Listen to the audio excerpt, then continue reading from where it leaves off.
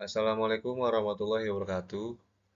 Eh, Perkenalkan, nama saya Azmar Wakita. Di sini ingin menyampaikan laporan ujian tengah semester mata kuliah perpipaan yang telah Bapak Fajar Anggara berikan. Laporan ujian tengah semester ini dilakukan bersama oleh kelompok satu, yaitu ada saya Azmar Wakita sebagai penulis laporan dan penyusun PowerPoint.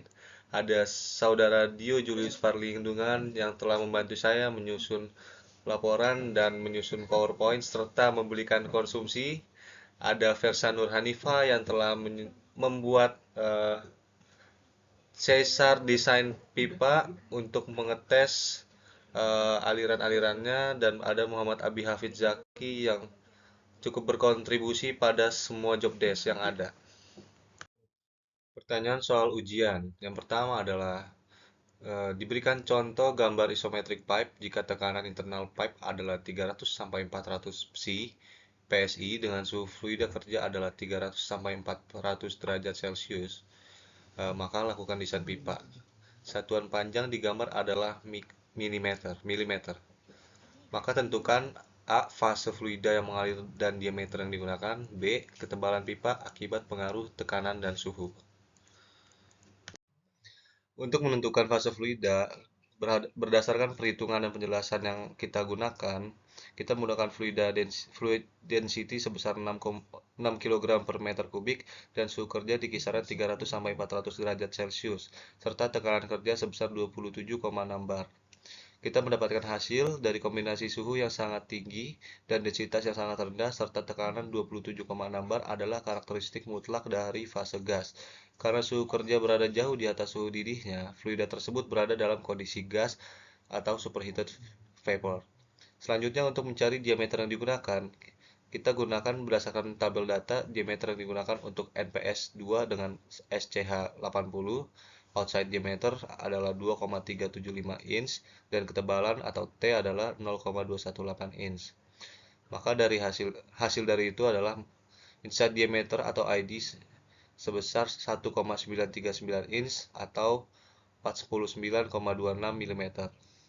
Untuk mencari ketebalan pipa terhadap tekanan dan suhu, kita memerlukan tekanan desain, corrosion, quality factor. Di sini kita menggunakan tekanan desain sebesar 400 psi dan corrosion sebesar 1,5 mm dan quality factor sebesar 1. Maka hasilnya adalah T- sama dengan T plus korosi dengan hasil akhir sebesar 0,0875 inch atau 2,22 mm dengan ketebalan schedule 80 sama dengan 0,218 inch atau 5,54 mm. Kita dapat kita dapati hasilnya T- atau ketebalan minimal lebih kecil dari SCH 80, maka kita dapat simpulkan bahwa SCH 80 masih aman secara tekanan dan suhu. Kemudian nomor 2, coba lakukan analisis stress pipe dengan software yang Anda kuasai. Lalu kita harus menjelaskan A. Pembuatan geometri isometri pada pipa. B. Gaya-gaya yang digunakan pada pipa. C. Deformasi yang dihasilkan tanpa support. D. Deformasi pipa setelah ditambah support. E. Alasan letak penambahan support. Jawaban nomor 2, analisis stress pipe, yang bagian A. Pada geometri isometri awal pipa yang diberikan, setelah kami analisis, bagian bermasalah ternyata ada di node nomor 38 dengan permasalahan tegangan yang dihitung dari simulasi melebihi tegangan izin material pada suhu panas dengan kode W plus P1. Selain itu juga ada kesalahan panjang pipa sehingga kami mencari dengan asumsi kami sendiri pada bagian panjang 10.000 yang tidak akurat sehingga kami menambahkan panjang 500 di bagian sini. Ini bisa kelihatan nggak kursor? Lalu selanjutnya, jelaskan gaya-gaya yang digunakan pada pipa. Dalam konteks desain dan analisis tegangan pipa, seperti yang kami diskusikan ini, gaya-gaya ini disebut sebagai beban atau loads. Beban dan beban inilah yang menyebabkan tegangan atau stres pada material pipa. Insinyur harus memastikan pipa cukup kuat untuk menahan semua kombinasi beban ini. Sesuai standar ASME B31.3, beban pada sistem perpipaan dibagi menjadi 3 kategori utama. yaitu yang pertama ada sustain loads atau beban berkelanjutan. Ini adalah gaya-gaya yang bekerja terus-menerus pada pipa selama operasi normal. Ini adalah beban yang paling dasar. Contohnya, yang pertama ada berat atau weight atau tandanya W. Ini adalah gaya gravitasi yang bekerja ke bawah. Seperti berat pipa itu sendiri, berat fluida di dalam pipa, dan berat komponen lain seperti flange, katup, dan apa ini ketutupan kepala saya sendiri. Selanjutnya ada gaya tekanan atau pressure atau P. Ini adalah gaya dari tekanan internal fluida, misalnya 400 psi yang kami gunakan, yang mendorong dinding pipa ke segala arah. Tekanan juga menciptakan gaya dorong atau thrust pada elbow, T atau ujung pipa yang tertutup. Koneksinya dengan kode W plus P1 yang sebelumnya adalah simulasi yang khusus menganalisis kategori beban berkelanjutan ini. Tujuannya adalah untuk memeriksa apakah pipa akan melengkung atau sagging atau patah hanya karena menahan berat dan tekanan sendiri. Yang kedua ada gaya expansion loads atau beban muai atau thermal. Ini adalah gaya yang timbul akibat perubahan suhu. Yang pertama ada pemuaian panas atau thermal expansion dengan simbol T. Ini adalah beban yang sangat kritis dalam kasus kami, suhu 400 derajat Celcius. Contohnya adalah A, ketika pipa dipanaskan dari suhu lingkungan, misalnya 25 derajat Celcius ke suhu kerja 400 derajat Celcius, maka pipa akan memuai atau bertambah panjang. Yang selanjutnya ada jika pemuaian ini tertahan oleh sesuatu, misalnya oleh support, ancor, atau nozzle, peralatan seperti pompa atau tangki, maka akan timbul gaya dengan tegangan yang sangat besar pada pipa dan peralatan tersebut. Inilah alasan mengapa sistem pipa suhu tinggi sering memiliki bentuk L atau U, biasa disebut dengan expansion loop, untuk memberikan fleksibilitas agar tidak memuai tanpa rusak. Yang ketiga ada gaya occasional loads atau beban sesekali. Ini adalah gaya-gaya yang tidak terjadi terus-menerus, melainkan hanya sesekali atau dalam kondisi tertentu. Misalkan pada beban angin atau wind load, atau gaya dorong angin pada pipa yang dipasang di luar ruangan atau outdoor, terutama pada pipa berdiameter besar atau yang dipasang tinggi. Yang kedua ada beban gempa atau seismic atau earthquake load, gaya goyangan akibat gempa bumi yang sangat kritis untuk instalasi di daerah rawan gempa. Selanjutnya ada pukulan fluida atau fluid hammer atau water hammer, seperti lonjakan tekanan dan gaya kejut yang terjadi akibat katup ditutup terlalu cepat, menghentikan aliran fluida secara tiba-tiba. Selanjutnya ada getaran atau vibration, getaran dari mesin yang terhubung seperti pompa atau kompresor atau akibat aliran fluida tertentu. Selanjutnya adalah beban uji atau test load, seperti saat dilakukan hydrotest pipa diisi penuh dengan air sehingga jauh lebih berat daripada fluida kerja sebenarnya, atau seperti steam atau gas. Berat W saat pengujian bisa lebih tinggi daripada saat operasi karena ingin diuji ya. Berikut isometrik dari gambar pipa tanpa support. Berikut isometriknya yang telah dibuat dari software Cesarnya. Ini setelah dicek analisisnya, ternyata kalau tidak menggunakan support itu tidak bisa, makanya menjadi error. Kemudian ada penjelasan deformasi yang dihasilkan tanpa support. Deformasi utama pelengkungan akibat berat bending atau sagging ini adalah masalah paling kritis dalam sistem. A. Bukti load case 4 SUS W plus P1. B. Status code stress check failed atau gagal. C. Analisis. Kasus beban ini W plus P1 hanya menghitung beban berkelanjutan, berat pipa plus isi fluida dan tekanan. Rasionya sangat tinggi, sekitar 265,9%, jauh di atas 100%. Tegangan code rest, yaitu tegangan total akibat beban berkelanjutan adalah 253,1 N per SQ mm. Sementara batas izinnya hanya 95,2 N SQ mm. Tegangan yang paling dominan adalah bending stress, yaitu tegangan lengkung, sebesar 245 N/SQ per mm di note 38. Nah, kesimpulan deformasi karena tegangan akibat berat W jauh melebihi batas izin berarti pipa mengalami deformasi plastis permanen. Secara fisik, pipa Anda melengkung ke bawah atau sagging. secara parah di sekitar node 38 karena tidak ditopang support dengan baik.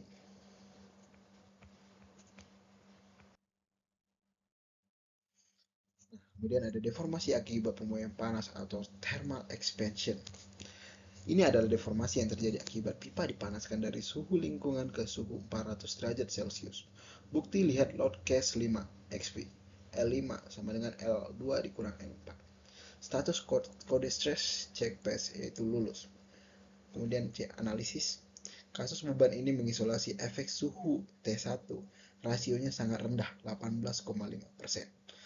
Tegangan bending 36 dan torsion 3,9 sangat kecil, jauh di batas-batas izin yaitu 196,2 N per SQ. Kesimpulan deformasi sistem pompa ini sangat fleksibel. Deformasi akibat pemuaian panas terkelola sangat baik, tidak menimbulkan masalah. Pipa ini memuai dan bergerak dengan bebas tanpa tertahan secara berlebihan. Kemudian 3 ada displacement.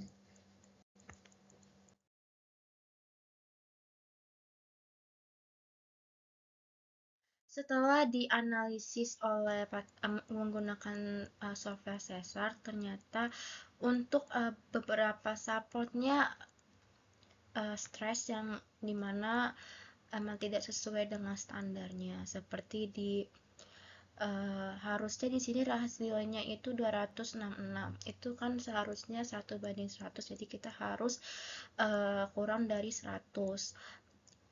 Dan ini 266 itu berada di node 38, itu berada di sekitaran elbow untuk stresnya.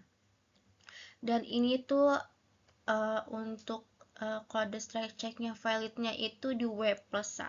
W+1 itu adalah weight ditambah pressure case-nya, jadi bermasalah di weight dan pressure case-nya.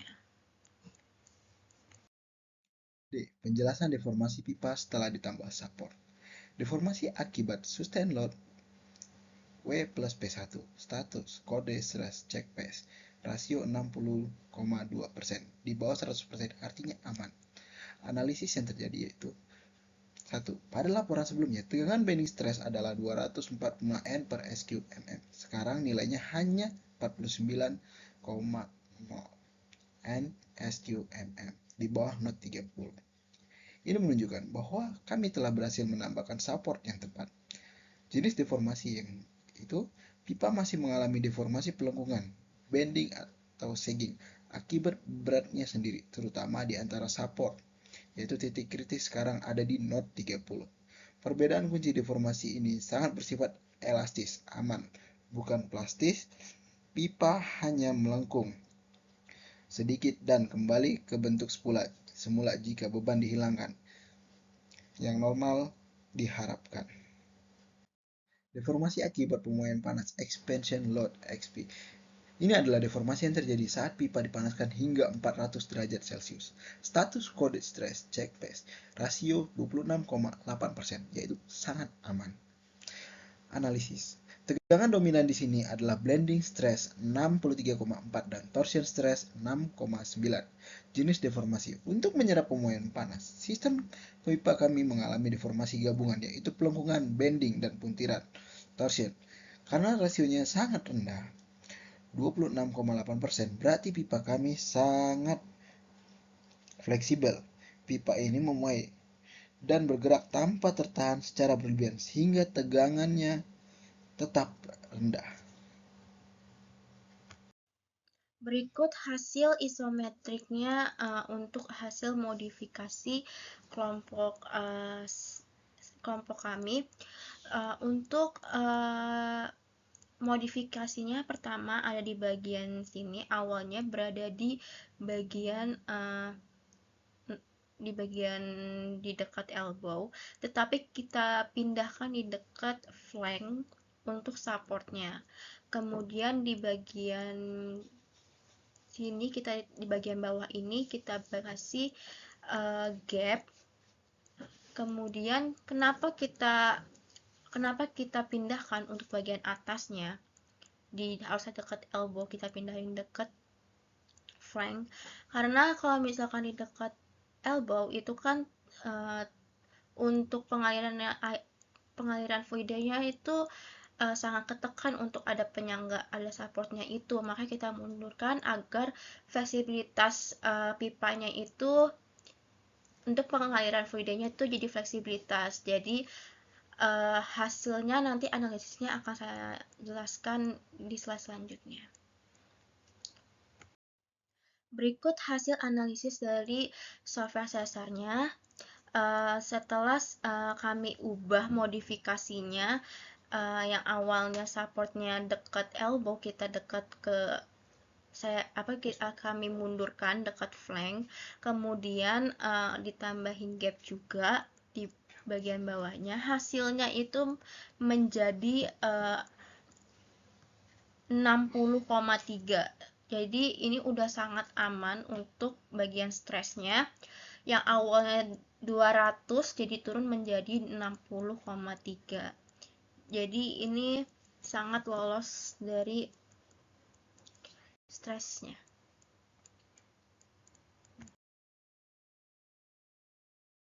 Itu adalah alasan letak penambahan dari support. Nah, ada yang pertama itu adalah desain gagal awal atau laporan pertama. Nah, yang pertama itu jarak antara dua tumpuan support terlalu jauh. Yang kedua itu akibat gaya gravitasi yang berat, karena bagian tengah penggaris akan melengkung ke arah bawah atau sagging paling parah. Yang ketiga itu titik di tengah inilah yang mengatasi atau mengalami tegangan lentur atau bending stress yang terbesar. Yang terakhir itu adalah inilah terjadi di node 38 Anda, karena bending stress yang sebesar nilai 245 Newton per square millimeter itu sangat tinggi hingga terjadinya kegagalan. Selanjutnya itu desain lulus. Nah, sekarang saya akan melakukan perbandingan laporan sebelum terjadinya kegagalan dan sesudah atau kelulusan.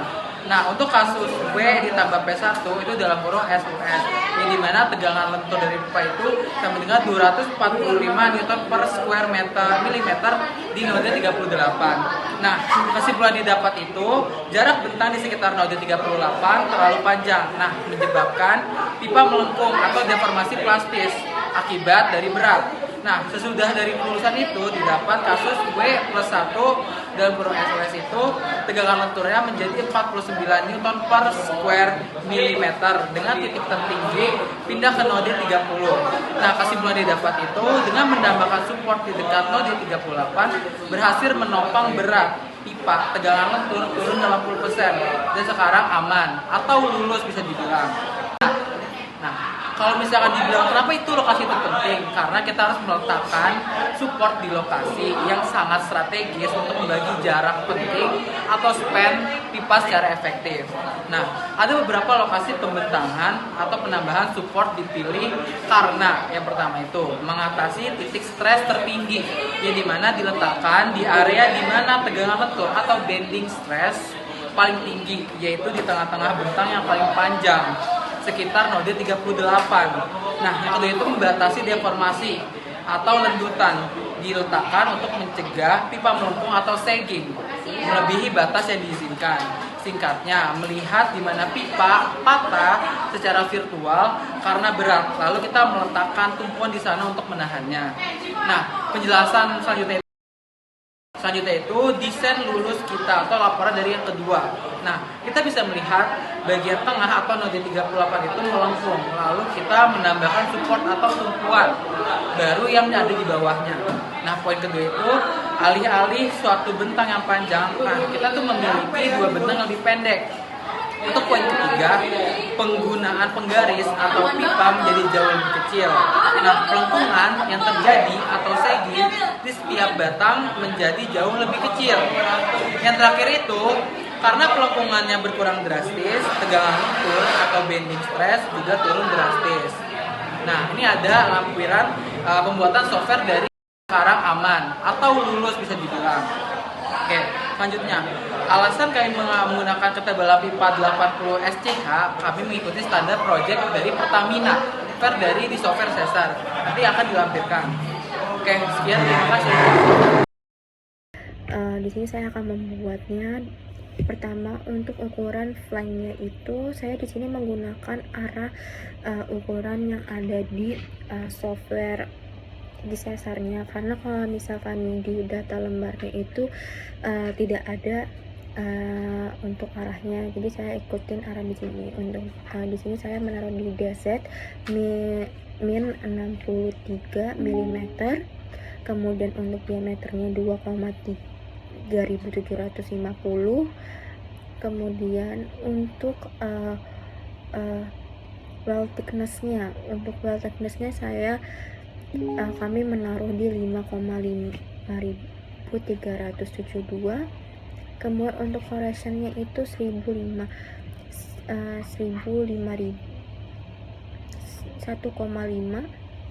di sini juga fluid dan-nya itu 6, kemudian temperatur awalnya itu 400, dan kemudian pressure-nya itu 27,6. Jadi untuk pressure-nya itu 400. Di sini saya ubah besi ke bar jadi 27,6, dan materialnya itu A 1,6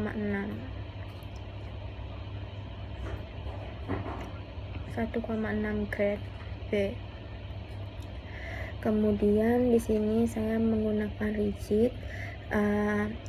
rigid weight-nya ini itu jadi flank WT ditambah S bolts dan nuts WT-nya, jadi kayak flank WT-nya itu 2,74 kg ditambah 0,77 kg, hasilnya jadi hasilnya itu 3,51. Di sini kami ngetik 3,51, dan rigid tipenya itu flank. Selanjutnya untuk continuous, tadi yang saya jelasin untuk pembuatan pipa selanjutnya itu from 20 to 30. Kemudian untuk itu di sini saya mengikuti arah dari gambar pipanya. Di sini ukurannya kan untuk pipa awal sampai akhir itu kan 835, jadi saya 835 dikurang 350, hasilnya itu untuk pipa di awalnya 485. Jadi di sini kita taruh 485 mm. Di sini kan ada support ya. Jadi kita checklistnya restraints-nya untuk menaruh supportnya. Nah, di sini untuk tipenya arahnya itu plus Y. MU-nya saya menggunakan 0,3 sesuai dengan standarnya. Nah, kemudian untuk pembuatan pipa selanjutnya itu from 30 to 40. Di sini ukurannya itu 350 mm. Karena di sini selanjutnya ada elbow, saya mencekis bandnya untuk pembuatannya elbow selanjutnya. Jadi saya mencekis band. Dan untuk pipa selanjutnya from 40 to 50 itu ukurannya 1209. Jadi saya mengetik di bagian Y-nya, saya mengikuti arah yang ada di software sesarnya minus 1209. Karena selanjutnya juga ada elbow, saya mencet lagi bandnya untuk pembuatan elbow di pipa selanjutnya. Kemudian from 50 to 60 saya menghitung kembali. Di sini kan totalnya dari pipa awal sampai pipa akhir itu 4.820. Jadi di sini saya menambahin 2.925 ditambah 270, hasilnya dikurang sama 4.820. Jadi hasilnya itu adalah 1625 mm untuk pipa di awalnya. Kemudian ada support kembali, jadi saya pencet restraints-nya, tipenya plus Y, MU-nya sama dengan 0,3.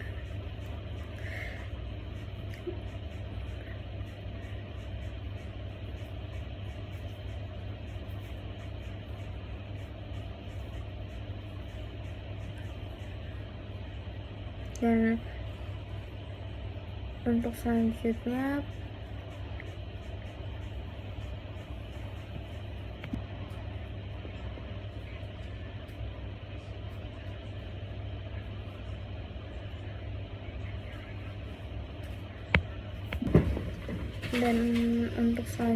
pipa selanjutnya from 60 to 70. Di sini saya ikutin arahnya di DX dengan ukuran 2925. Dan baik lagi ada support, saya checklist restrainnya.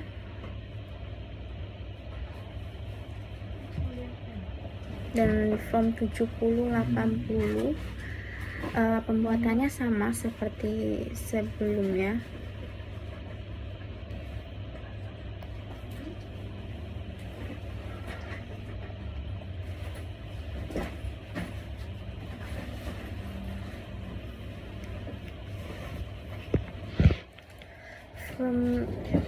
Di sini kan ada from 80 to 90, saya menggunakan 500, itu modifikasi saya karena di total dari awal sampai total pipa yang selanjutnya itu tuh udah 10.000.